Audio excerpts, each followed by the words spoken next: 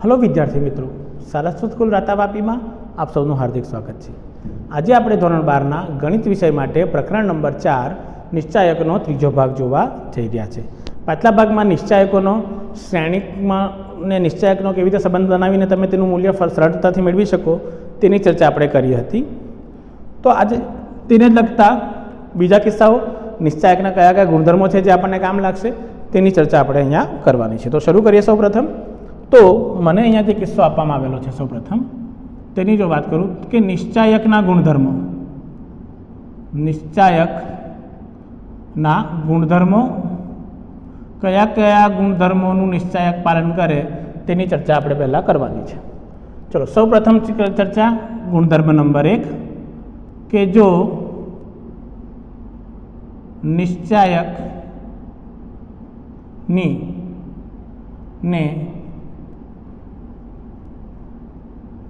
हारनु स्तंभ में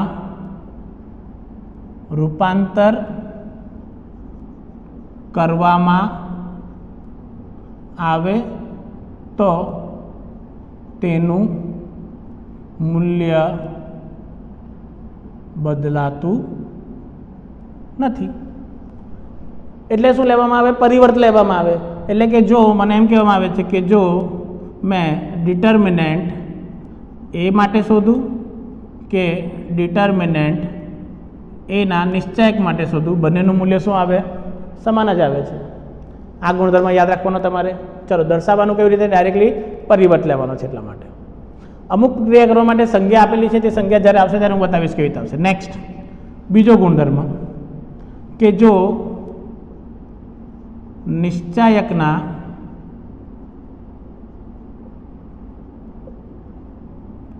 कोईपण बे हार अथवा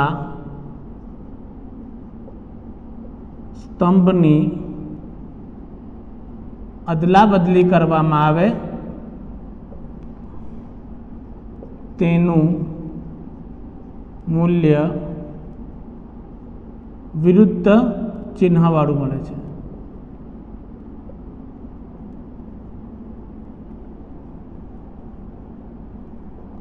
विरुद्ध चिन्हवाळुं मूल्य एटले के पहला जो मैंने निश्चायक धन में मळतो होय तो पछी ऋण, अने पहला ऋण मळे तो पछी निश्चायकनुं मूल्य शुं बनी जाय? धन। क्यारे? के कोईपण बे हार अथवा स्तंभनी अदला बदली जेने संज्ञामां आर आई पछी double side arrow R J लखवानुं अने स्तंभ माटे होय तो सी आई पछी double side arrow C J. आ आपणे पेला वखते श्रेणिकमां क्रिया जोई ते ज क्रिया पाછી करवानी। हवे आनो किस्सो एक समजवा माटे पछी आपणे शुं करीए? बधा गुणधर्मो आपणे एक उदाहरण तरीके आपणे लई लेशुं, એટલે એક જ શ્રેણિક લેશું તેમાં બધા ગુણધર્મોની આપણે ચકાસણી કરી નાખશું। ત્રીજો કિસ્સો કે જો નિશ્ચાયકમાં કોઈપણ બે હાર अथवा स्तंभ ना अनुरूप घटको समान होय, समान अथवा गुणोत्तर में होय, समान गुणोत्तर में होय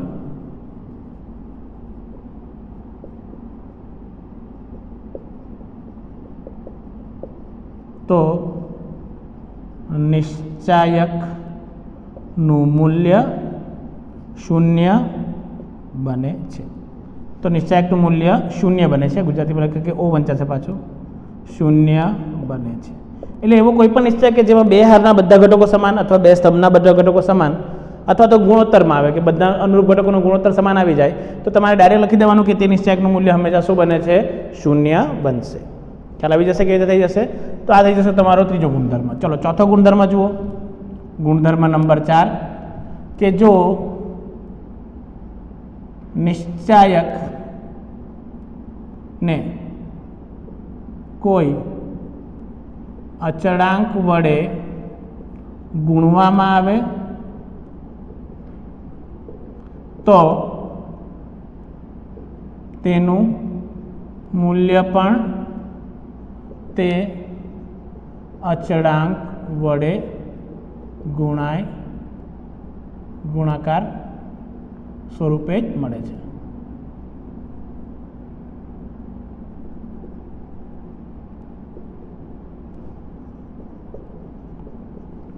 એટલે કે શું કહે કે ધારો કે મેં કોઈ નિશ્ચાયકને 2, 3, 5 કોઈ પણ વાસ્તવિક સંખ્યા સાથે ગુણાકાર કરું તો તેનું જે આખું મૂલ્ય છે તે પણ તે સંખ્યા વડે ગુણાકારમાં થઈ જાય છે.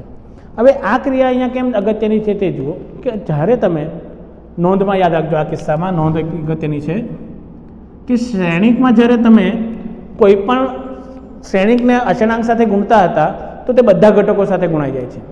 અહીંયા એવું નથી થવાનું કે નોંધ કે નિશ્ચાયકને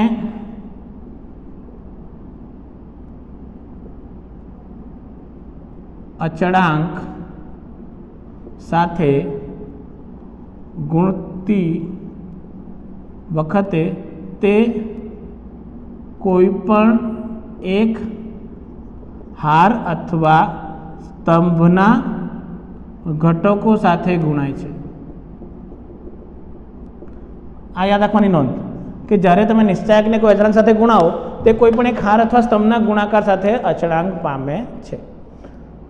તે જ રીતે તમારે આ જ કિસ્સો હવે તમને કામ કીધે લાગે કે બધા ઘટકોને કોઈ સાથે ગુણાકાર કરી શકો તે રીતે તમે બધા કોઈ પણ એક હાર અથવા એક સ્તંભમાંથી કોઈ એક ઘટક સામાન્ય પણ બહાર કાઢી શકો છો.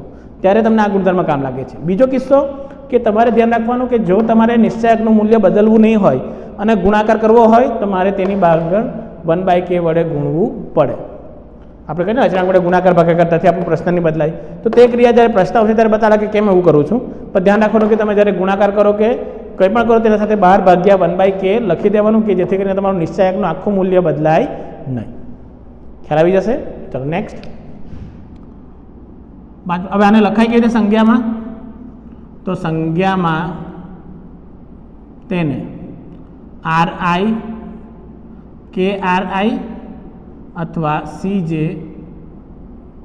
તો KCJ વડે દર્શાવવામાં આવે છે. સંજ્ઞામાં આ રીતે દર્શાવવામાં આવે છે. સંજ્ઞામાં કેવી રીતે લખાય? RI KRJ અથવા CJ KCJ એટલે કે જે નંબરની હારને ગુણવું હોય તે નંબરની હાર ત્યાં લખાઈ જશે. ખ્યાલ આવી જશે. ચલો નેક્સ્ટ કિસ્સો નંબર 5 કે જો નિશ્ચાયકમાં કોઈ પણ એક હાર અથવા સ્તંભમાં ઘટકો સરવાળા સ્વરૂપે આપેલ હોય તો તેને બે અલગ નિશ્ચાયકમાં વિભાજિત કરી શકાય છે. એટલે કે કોઈ પણ એક સ્તંભ કે હારમાં ઘટકો સરવાળા સ્વરૂપે આપેલા હોય તો તેને તમે બે સ્વરૂપે લખી શકો છો. આનો કિસ્સો અહીંયા બતાવી દઉં છું એટલે તમને ખ્યાલ આવે કે ધારો કે મને આપેલો આ રીતે A+B, C+D, E+F, અહીંયા P, Q, R, X, Y અને Z. જો આવું આપેલું હોય તો તમે આને આ રીતે લખી શકો. પહેલું A, P, X, C, Q, Y, E, R, Z. આ એક નિશ્ચાયક વત્તા સરવાળો કરીને બે અલગ નિશ્ચાયકના સરવાળા સ્વરૂપે લખી શકો. એમ લખી દો, સરવાળા સ્વરૂપે દર્શાવી શકાય છે.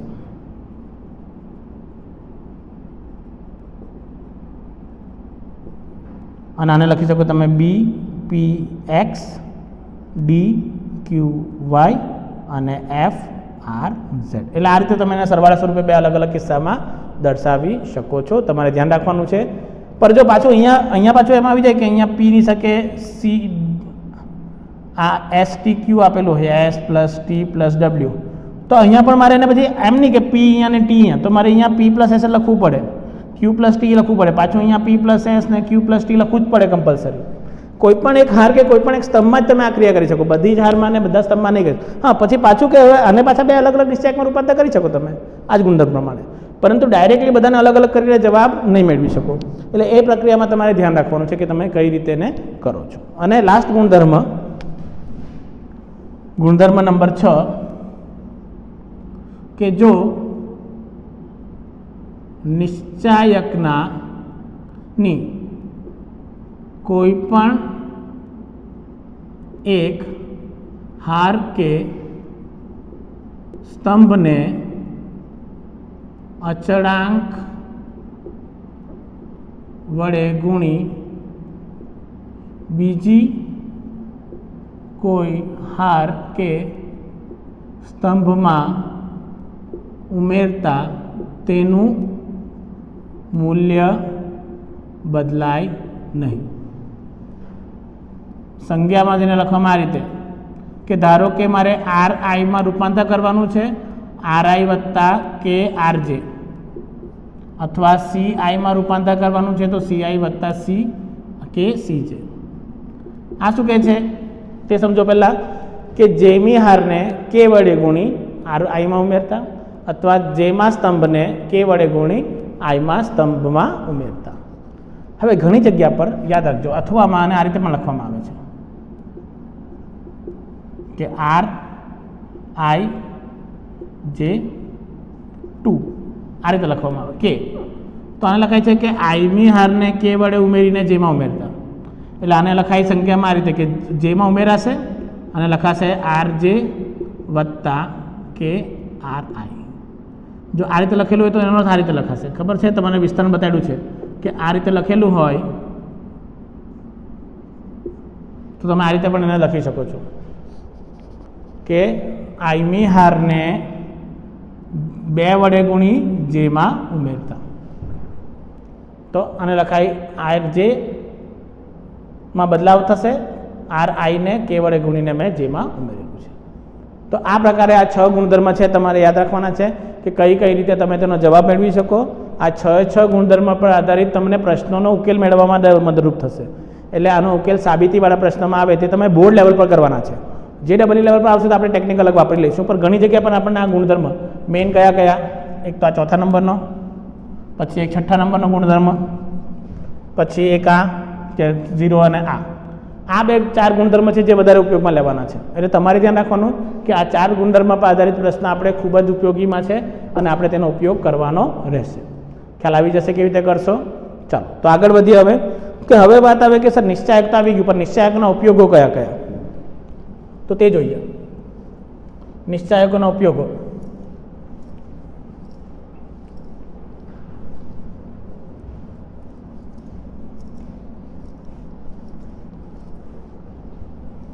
તો હવે આપણે જોઈશું કે નિશ્ચાયકના કયા ઉપયોગો છે જે આપણે અહીંયા મેળવવાના છે.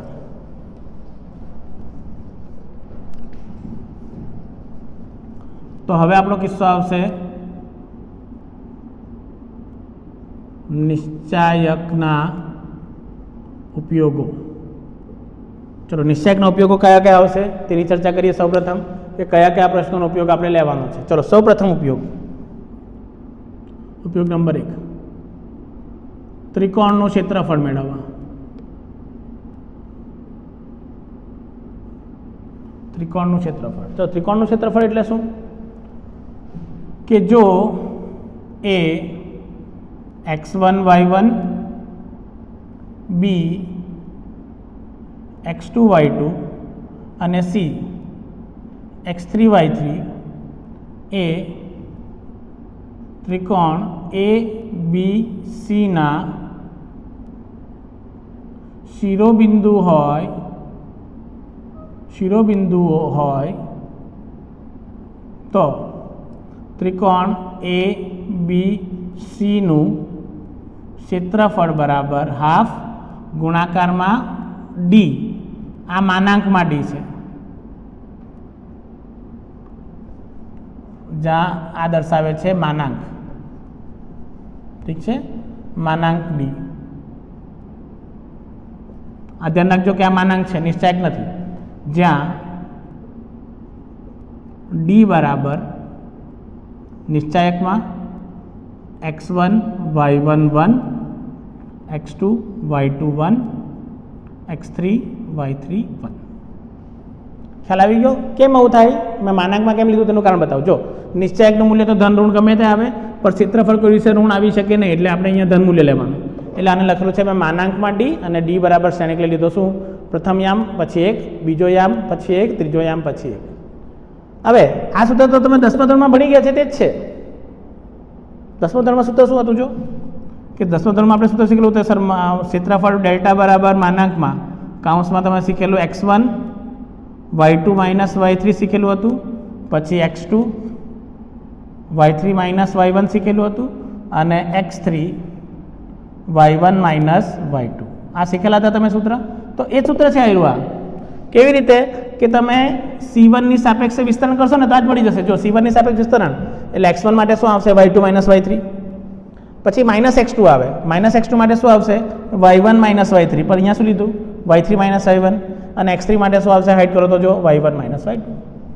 એટલે તમે તો ઓલરેડી શીખી ગયા છો. બસ આને નિશ્ચાયક સ્વરૂપે આ રીતે હવે દર્શાવી શકાય છે. ખ્યાલ આવી જશે? કેવી રીતે થઈ જશે? તો તમે MCQ છે ને, તો જો તમે હવે આ નહીં યાદ રાખીને તમે આ પણ યાદ રાખો, પણ અહીંયા માનાંક લેજો આ રીતે આખું. આ અહીંયા શું લેવાનું? આખું માનાંક, કારણ કે આનું મૂલ્ય ધન ઋણ ગમે તે આવે, આપણો જવાબ આવી શકે છે. પછી ઘણીવાર શું કરે કે ક્ષેત્રફળ આપી દે અને અહીંયા x1 y1 ની જગ્યાએ કોઈ અચળાંક આપી દે અને મને કે અચળાંકનું મૂલ્ય શોધો.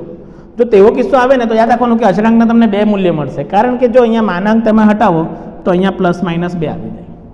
એટલે કે જો નોંધમાં યાદ રાખવાનું કે જો શિરોબિંદુઓમાં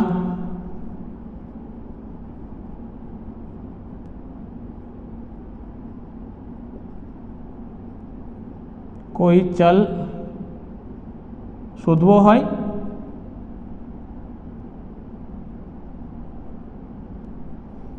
તો ક્ષેત્રફળ આપેલ હોય તો તેને પ્લસ માઇનસ ચિહ્ન આપવું. એટલે કે અહીંયા તમે જ્યારે ક્ષેત્રફળ લખો ત્યારે તેને પ્લસ માઇનસ સાથે, એટલે મને કીધું કે ભાઈ એક ક્ષેત્રફળ છે 1 2 k 5 3 4, તો એનું ક્ષેત્રફળ 25 એકમ છે, તો અહીંયા 25 લખી દેવાનું, પ્લસ ઓર માઇનસ 25, અને પછી ડાયરેક્ટ સૂત્ર તો માનાંક લગાવવાની જરૂર નહીં મળે. અને જો માનાંક લગાવો તો અહીંયા ચિહ્ન પછી આપો જ્યારે માનાંક ઘટાવો ત્યારે. તો આ રીતે તમે ગમે ત્યારે એનો ઉપયોગ કરીને જવાબ મેળવી શકો છો. પછી બીજો કિસ્સો, 2 બિંદુમાંથી પસાર થતી રેખાઓ શોધવા. રેખાનું સમીકરણ શોધવા માટે. 2 બિંદુ, આ તો 11મા ધોરણમાં શીખેલા તે કિસ્સો, તેમાં પણ નિશ્ચયક લાગે છે. જુઓ કેવી રીતે સૂત્ર આવશે. તો કે જો રેખા એ x1, y1 તથા b x2, y2 માંથી પસાર થાય છે તો રેખા AB નું સમીકરણ તો એ થઈ જશે નિશ્ચાયકમાં x1 y1 1 x2 y2 1 બરાબર 0. આનો નિશ્ચાયક બરાબર શું લઈ લો? 0, તો તમને આન્સર મળી જાય. અથવા તમે x1 y1 અહીંયા ઉપર લઈ શકો અને x2 xy નીચે પણ લઈ શકો છો. એટલે આ રીતે પણ તમે જવાબ મેળવી શકો છો. તો જો તમે ડાયરેક્ટ સૂત્ર યાદ રાખો તો પણ કંઈ વાંધો નથી. આ પણ તમને નિશ્ચાયકનું સૂત્ર જ આપે છે. હવે કેવી રીતે થાય? જો આનું વિસ્તરણ કરું મેં, કોની સાપેક્ષે? નોર્મલની સાપેક્ષે કરવાનું છે વિસ્તરણ. તો મારે એવી વિસ્તરણ કરવાનું કે જેથી મને આન્સર આપે. તમે પાછું પ્રથમ આની સાપેક્ષ વિસ્તરણ કરવાનું તો શું મળે? જો x કૌંસમાં y1 માઇનસ y2, પ્રથમ હાની સાપેક્ષ કરું છું, વત્તા પછી માઇનસ y માટે શું આવશે? જુઓ માઇનસ y માટે x1 y2 minus y2 x1 આવશે, x2 y1 માટે x1 માઇનસ x2 આવશે. શું આવશે? x1 minus x2. અને તે રીતે પછી આવશે x1 y2 minus x2 y1. અને તેનું સાદુરૂપ આપો એટલે તમને કયું સમીકરણ મળશે? આખું આપણે જોઈ લો આ સમીકરણ કે x માઇનસ x1 ના છેદમાં x2 minus x1, y minus y1 ના છેદમાં y2 માઇનસ y1. આ સમીકરણ તમે આનું સાદુરૂપ આપશો ને તો તમને જોવા મળશે આખું આ રીતે. તો આ રીતે તમે તેનો જવાબ સરળતાથી મેળવી શકો છો. તમારે ધ્યાન રાખવાનું છે કે તમે આન્સર કઈ રીતે મેળવો છો. ખ્યાલ આવી જશે. ચલો, ત્રીજો ઉપયોગ.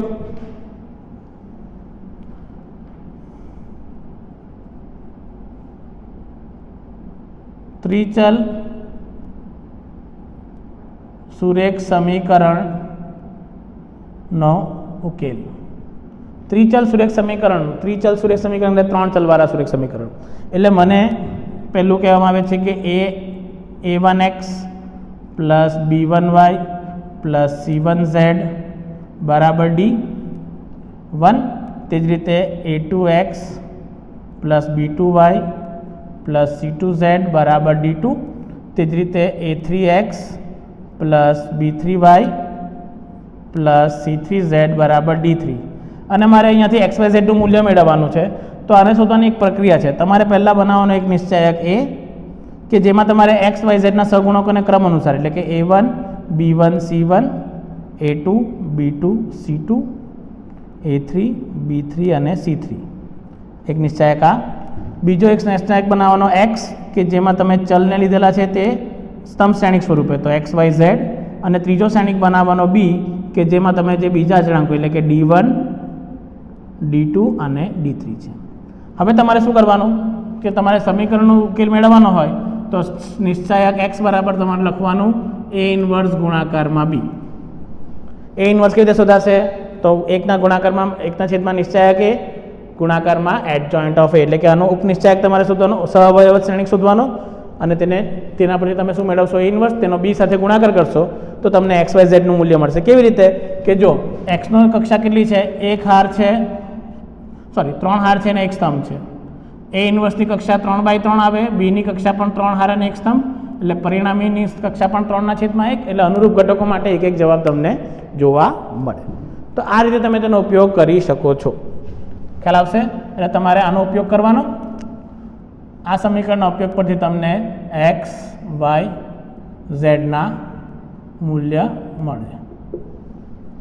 તો આ રીતે તમે તેનો ઉપયોગ કરીને જવાબ મેળવી શકો છો. તમારે ધ્યાન રાખવાનું છે કઈ તકો. બીજું એક આપણે લાક્ષણિક સમીકરણ જોયું લાસ્ટ ટાઈમ કે લાક્ષણિક સમીકરણ મેળવવા માટે શ્રેણિકના માટે તેનો ઉપયોગ કરી શકો. જે કિસ્સો આપણે લાસ્ટ ટાઈમ ઓલરેડી જોઈ ચૂક્યા છે. તો આ રીતે તમે એનો ઘણા બધા કિસ્સાનો ઉપયોગ કરી શકો છો. તમારે ધ્યાન રાખવાનું છે કે નિશ્ચાયકમાં તમે કઈ ક્રિયા કરવા માંગો છો અને તમને જવાબ કઈ રીતે જોવા મળે છે. જો તમે એ ક્રિયા યાદ રાખશો તો તમને ખૂબ જ સરળતાથી જવાબ જોવા મળશે. ચલો, હવે સૌથી મોસ્ટ ઇમ્પોર્ટન્ટ ઉપયોગ જે તમારા બુકમાં નથી પર આપણે કરવાનો છે. ચલો, કેવી રીતે કરવાનો છે તે જોઈ લો. પાછો દ્વિચલ સુરેખ સમીકરણ તથા ત્રિચલ સુરેખ સમીકરણ યુગ્મનો ઉકેલનો પ્રકાર તથા ઉકેલ મેળવવાને માટે નિશ્ચાયકની મદદથી. આ તો આપણે આમાં તો નિશ્ચાયક છે પણ શ્રેણિકનો ઉપયોગ કર્યો ને, પણ મારે આનો જ ઉકેલ જો હવે નિશ્ચાયકની મદદથી મેળવવો છે તો કેવી રીતે કરવાનો? તો તે કિસ્સો પાછો આખો શીખો કેવી રીતે કરવાનો છે.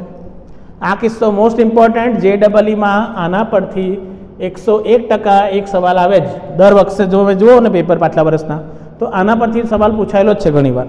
એટલે તમારા માટે ચાન્સીસ કે 99% આના ચાન્સીસ આવવાના ખરા તમારા નિશ્ચાયકના કિસ્સામાંથી. તો જુઓ કે નિશ્ચાયકની મદદથી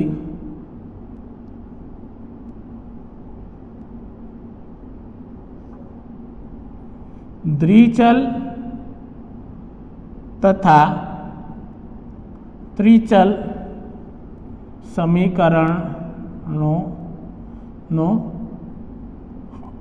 અથવા આને કહેવામાં આવે છે ક્રેમરનું સૂત્ર. અને શું કહેવામાં આવે છે? ક્રેમરનું સૂત્ર. ધારો કે પહેલો કિસ્સો લઈએ દ્વિચલ સમીકરણો માટે. તો ધારો કે મારા પાસે પહેલું સમીકરણ a1x વત્તા b1y વત્તા c1 બરાબર 0 છે, a2x વત્તા b2y વત્તા c2 બરાબર 0 છે. ચલો, 10મું ધોરણ. દ્વિચલ સમીકરણનો ઉપયોગ ચોકડી ગુણાકારની રીતે યાદ છે બધાને? બસ તે જ છે ક્રેમરનું સૂત્ર. તો માટે અહીંયા શું લખી શકું કે x માટે મને શું મળતું હતું? યાદ છે ને બધાને કે b1 b2 c1 c2 અને આ નિશ્ચાયક બની ગયો તમારો. તે જ રીતે y માટે શું મળે નિશ્ચાયકમાં? c1 c2 a1 a2. આ યાદ છે, બધા મેળવેલું છે. અને છેલ્લે કોના માટે આવે? 1 માટે A1 A2 B1 અને B2. તો અહીં dx x ચલ માટેનો નિશ્ચાયકને મેં કહીશ B1 C1 B2 અને C2. y ચલના નિશ્ચાયકને મેં કહીશ C1 A1 C2 A2 તથા d નિશ્ચાયક બનાવી દઈશ A1 B1 A2 B2. હવે મને કહે કે આના પરથી ચલ x નું મૂલ્ય શું આવે તે શોધો. તો ડાયરેક્ટ નિશ્ચાયક બનાવવાનો. તો તમારો આન્સર આવશે ડાયરેક્ટલી dx નિશ્ચાયકના છેદમાં d નિશ્ચાયક તથા y નું મૂલ્ય dx નિશ્ચાયકના છેદમાં d નિશ્ચાયક. મેળવેલું કેવી રીતે યાદ રાખેલું છે ને? જો હવે x માટે મેળવવા કહીએ તો તમારે x ના સગુણકો સંતાડી દેવાના. શું મળ્યું? B1 B2 C1 C2. તો એ આવી ગયું. પછી B1 માટે જોઈએ તો આ અંતરાલો ને પહેલા અહીંયાથી ક્રમ હંમેશા આ તરફ, તો C1 C2 પહેલા, પછી A1 A2 આવી જશે અને છેલ્લે C1 C2 અચળાંક માટે મેળવો તો આ નિશ્ચાયક ડાયરેક્ટ મળી જાય. એટલે જે ચલને સંતાડો તેના માટેનો તમને નિશ્ચાયક જોવા મળે. ખ્યાલ આવી ગયો કેટલા થઈ જશે? ચલો, પણ આનો ઉપયોગ શું? તો ઉપયોગોમાં ઉપયોગ નંબર 1 કે જો d is not equals to 0 મળે, એટલે કે નિશ્ચાયક d નું મૂલ્ય 0 નહીં આવે તો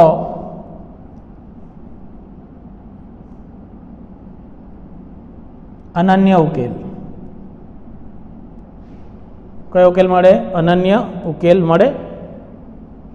d નોટ ઇક્વલ્સ ટુ 0 આવે એટલે કયો ઉકેલ મળે? અનન્ય, એટલે કે ફક્ત એક જ ઉકેલ.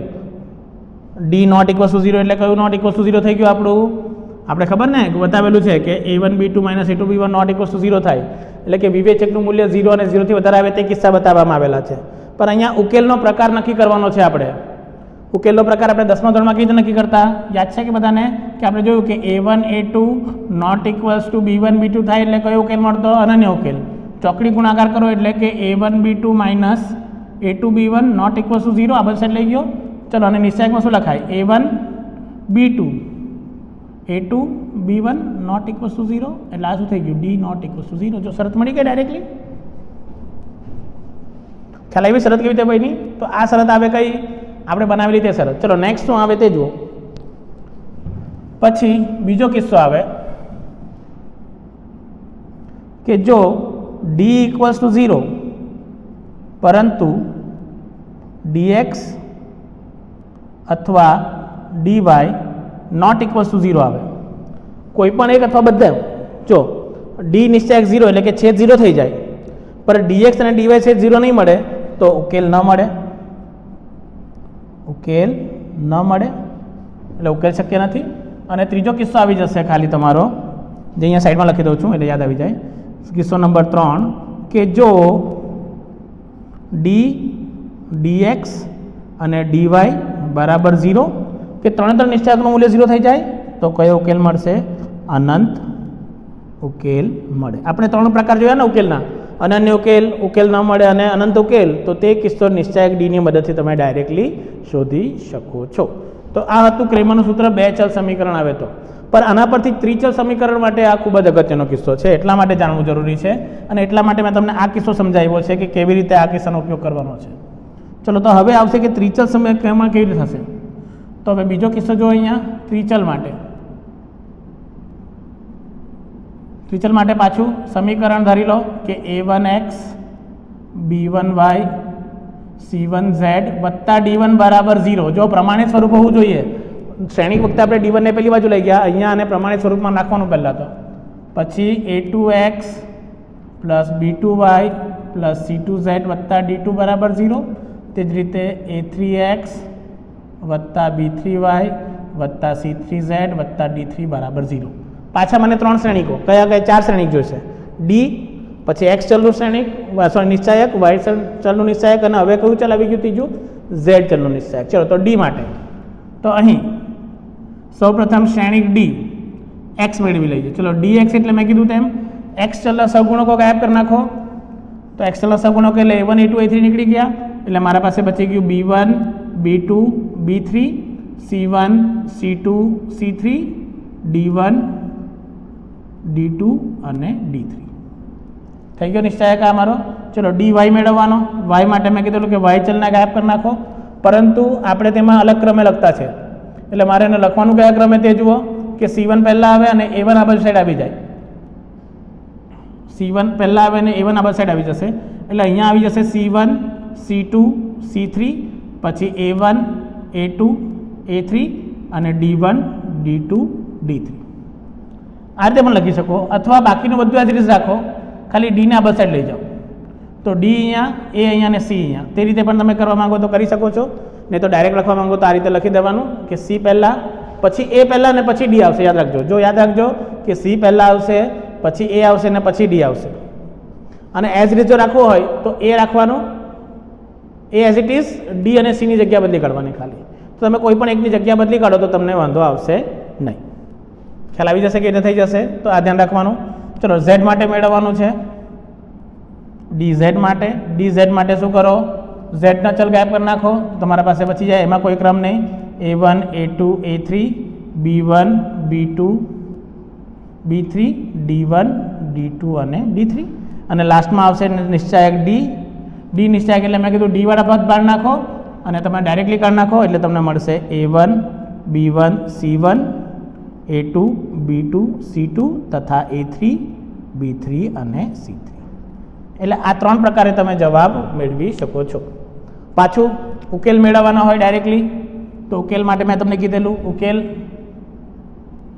x માટે શું લખાશે, x નો નિશ્ચાયક છેદમાં d, y માટે y નો નિશ્ચાયક છેદમાં d અને z માટે d નો નિશ્ચાયક z નો નિશ્ચાયક છેદમાં d.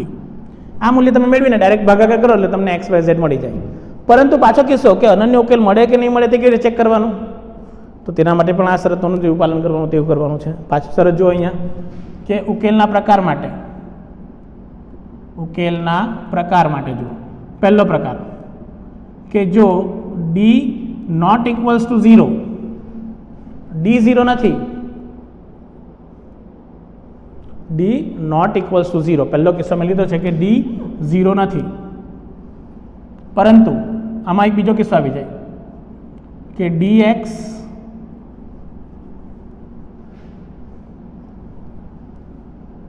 d not equals to 0, તો માટે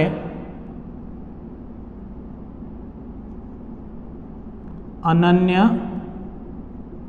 ઉકેલ મળે. કે જો d બરાબર 0 થઈ ગયો તો તમને કયો ઉકેલ મળશે, અનન્ય ઉકેલ. નોટ ઇક્વલ્સ ટુ 0 મળે તો કયો ઉકેલ મળશે, અનન્ય ઉકેલ જોવા મળશે. ખ્યાલ આવી ગયો. હવે આમાં અનન્ય ઉકેલમાં બે કિસ્સા થઈ જાય કે ઘણીવાર dx dy dz બધું 0 થઈ જાય અને dx dy dz માંથી કોઈ પણ એક કે બે કે કોઈ પણ ત્રણે ત્રણ પણ શૂન્ય થઈ શકે છે, એટલે એ પણ એક ઉકેલ જ ગણાશે. ખ્યાલ આવી ગયો. ચાલો બીજો કિસ્સો આવશે કે જો d not equals to 0, d not equals to 0 પરંતુ dx બરાબર dy બરાબર dz નોટ ઇક્વલ્સ ટુ 0, એટલે કે અથવા dy અથવા dz નોટ ઇક્વલ્સ ટુ 0, એટલે કે dx dy dz માંથી કોઈ એક 0 નથી મળ્યો તો માટે ઉકેલ ન મળે.